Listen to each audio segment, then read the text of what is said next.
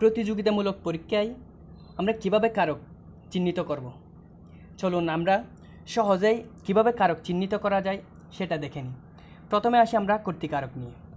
কর্তৃকারকে আমরা সহজে কিভাবে চিহ্নিত করব, যেমন কে বা কারা দ্বারা প্রশ্ন করে যে উত্তর পাব তাই কর্তৃকারক। প্রশ্ন করে যে উত্তর পাওয়া যায় তাই কর্তৃকারক। যেমন আমরা উদাহরণ হিসেবে দেখে নিই, রহিম বই পড়ে। রহিম বই পড়ে।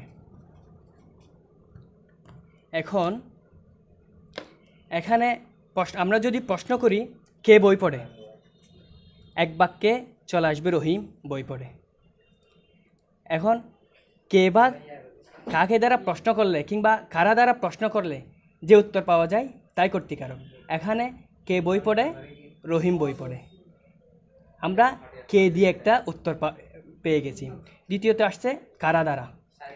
আমরা উদাহরণ হিসেবে দেখতে পারি তারা বল খেলে। যেমন তারা বল খেলে। এখন আমরা যদি প্রশ্ন করি কারা বল খেলে, আমরা উত্তর হিসেবে পাব তারা বল খেলে। আমরা যদি প্রশ্ন করি কারা বল খেলে, এখানে কে বা কারা দিয়ে প্রশ্ন করে যে উত্তর পাওয়া যায়, প্রথমে আসছে কে বই পড়ে, রহিম বই পড়ে, উত্তর একটা পেয়ে গেছি। দ্বিতীয় হচ্ছে তারা বল খেলে, কারা বল খেলে, আমরা দ্বিতীয় উত্তর পেয়ে গেছি তারা।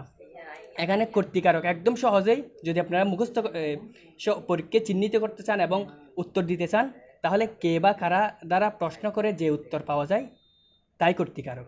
রহিম বই পড়ে, তারা বল খেলে, আমরা এতটুকুতেই সহজ উত্তর দিতে পারব।